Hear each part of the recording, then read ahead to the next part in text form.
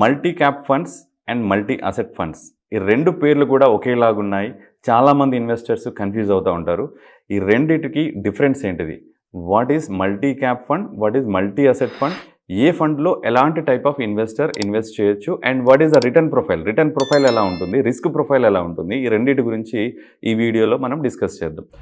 Multi cap fund అంటే ఏంటంటే it is a pure equity fund. Multi cap fund is pure equity fund with a SEBI mandate ప్రకారము multi cap fund 25% of total assets large cap స్టాక్స్లో invest చేయాలి, 25% ఒక mid cap స్టాక్స్లో invest చేయాలి, remaining 25% compulsory small క్యాప్లో invest చేయాలి. అంటే ఇక్కడ ఫిక్స్డ్ పర్సంటేజ్ అనేది చాలా స్ట్రిక్ట్గా ఫాలో అవ్వాలి. 25% లార్జ్ క్యాప్లో, 25% మిడ్ క్యాప్లో, 25% స్మాల్ క్యాప్లో. టోటల్ ఈక్విటీ అలొకేషన్ మినిమం 75% ఉండాలి. Total equity allocation minimum 75% compulsory ఉండాలి. So this is a multi cap fund. Multi cap fund is a pure equity fund. అంటే ఈ మల్టీ క్యాప్ ఫండ్ వేరే అసెట్స్లో రిమైనింగ్ 25% వేరే అసెట్స్లో ఇన్వెస్ట్ చేయొచ్చు.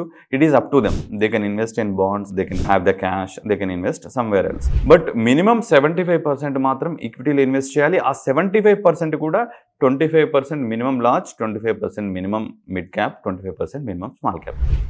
మల్టీ అసెట్ ఫండ్ ఏంటంటే సెబీ మ్యాండేట్ ప్రకారము కనీసం 3 అసెట్స్లలో ఇన్వెస్ట్ చేయాలి. 3 డిఫరెంట్ అసెట్స్లో ఇన్వెస్ట్ చేయాలి. Multi asset funds, that is why they are called multi asset fund. ఒక అసెట్లోనే కాదు, మినిమం 3 అసెట్స్లో ఇన్వెస్ట్ చేయాలి. అందులో మినిమం ఈక్విటీ ఉండాలి, మినిమం బాండ్స్ ఉండాలి, ఇంకొక అసెట్లో ఏదైనా ఒక దాంట్లో ఇన్వెస్ట్ చేయొచ్చు. అండ్ ఈచ్ అసెట్లో మినిమం అలొకేషన్ 10% ఉండాలి. అండ్ అబౌవ్ 10% ఆల్సో ఇన్వెస్ట్ చేయొచ్చు, బట్ మినిమం అయితే 10% ఉండాలి. సో ఈ హైబ్రిడ్ మల్టీ అసెట్ ఫండ్ కనుక చూసుకున్నట్లయితే దాని స్ట్రక్చర్ ప్రకారము it is highly diversified. It is like ఒక బ్యాలెన్స్డ్ మీల్ అనుకోవాలి. ఎందుకంటే మనకి ఈక్విటీ అలొకేషన్ ఉంటుంది, బాండ్స్, కార్పొరేట్ బాండ్స్ కావచ్చు, గవర్నమెంట్ బాండ్స్ కావచ్చు, ఓవరాల్గా డెట్ అలొకేషన్ ఉంటుంది, and at the same time exposure to other assets, gold కావచ్చు, సిల్వర్ కావచ్చు, some other commodities. Why this is best combination, why this is multi-asset funds are much more efficient in terms of low volatility. ఎందుకంటే మనకి equity portion ఏదైతే ఉందో multi asset ఫండ్లో that is for growth. Long టర్మ్లో మనం previous వీడియోలో discuss చేసుకున్నట్లుగా long టర్మ్లో equity will give much better return, more than 12% return. But in the shorter పీరియడ్లో విదిన్ 6 months కావచ్చు, 1 year కావచ్చు, ఏదైనా క్రైసిస్ వచ్చినప్పుడు ఈక్విటీ మార్కెట్ వాలటిలిటీ ఎక్కువగా ఉంటుంది. ఆ వాలటిలిటీ తగ్గించడానికి కుషన్గా you have a bonds. Minimum 10% allocation to bonds compulsory ఉండాలి as per the SEBI mandate. కాబట్టి ఏదైతే డెట్ అలొకేషన్ ఉందో it will give you cushioning.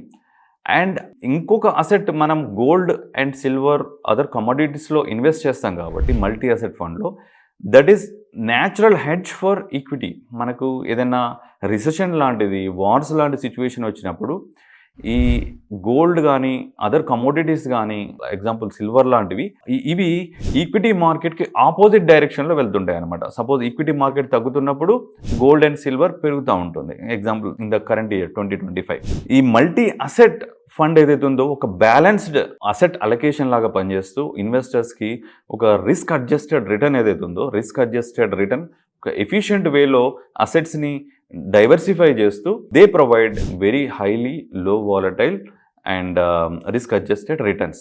Now let us look at the data. Now 1 year data కనుక చూసుకున్నట్లయితే multi cap funds category average return so far in this year 2025 చూసుకున్నట్లయితే -2.5 return. అంటే ఈ ఇయర్లో multi cap fund category returns are negative. They did not grow, they lost some value. But అదే మనం 3 year average return కనుక చూసుకున్నట్లయితే 17% return provide చేశాయి. అదే 5 year డేటా కనుక చూసుకున్నట్లయితే ఆల్మోస్ట్ 19% రిటర్న్ ప్రొవైడ్ చేశాయి.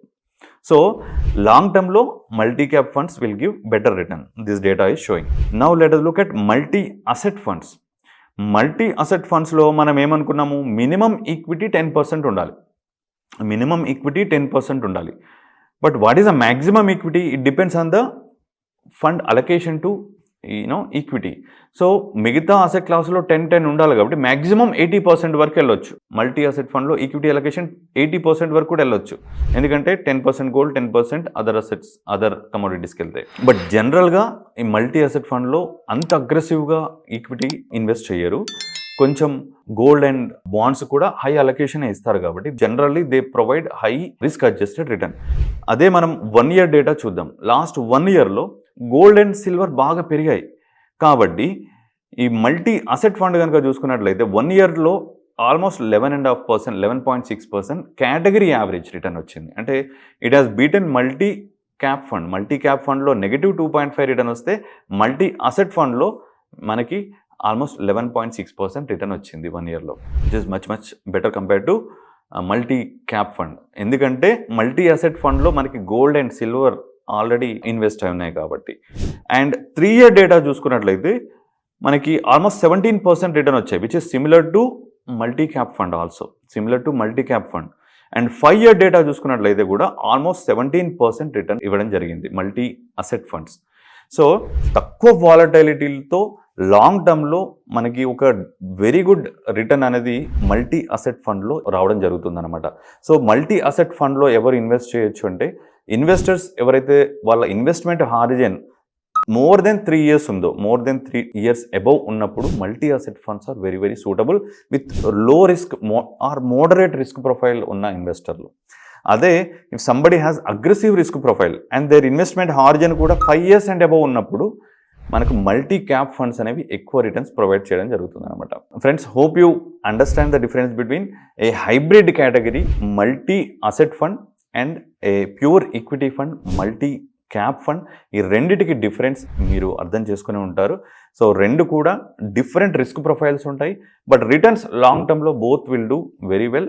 మల్టీ అసెట్ ఫండ్ జనరల్గా నేను మల్టీ అసెట్ ఫండ్ ఎవరైతే మోడరేట్ రిస్క్ ప్రొఫైల్ ఇన్వెస్టర్స్ ఉన్నారో వాళ్ళకి I suggest multi asset fund. ఎందుకంటే దే వాలటాలిటీ తక్కువగా ఉంటుంది అండ్ రిస్క్ అడ్జస్టెడ్ రిటర్న్స్ కూడా చాలా డీసెంట్గా ఉంటాయి కాబట్టి multi asset funds are all season funds. They can be given to moderate risk, they can be given to aggressive risk. People, any type of people can invest in multi asset fund.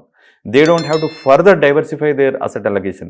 మళ్ళీ gold కానీ మళ్ళీ silver కానీ మళ్ళీ ఇంకా వేరే bonds కానీ కొనకుండా ఒకే ఫండ్లో మల్టీ అసెట్ ఫండ్లో you get a combination of all the asset class. So this is the advantage of multi asset fund. And hope you like this video. If you like the video, please subscribe to the channel and share the content with your friends, and please also click the bell icon. And what you feel about these videos, what you feel about the returns of multi asset kavachu, multi cap kavachu, ee funds paina mee feedback ni please share in the comment section. Thank you.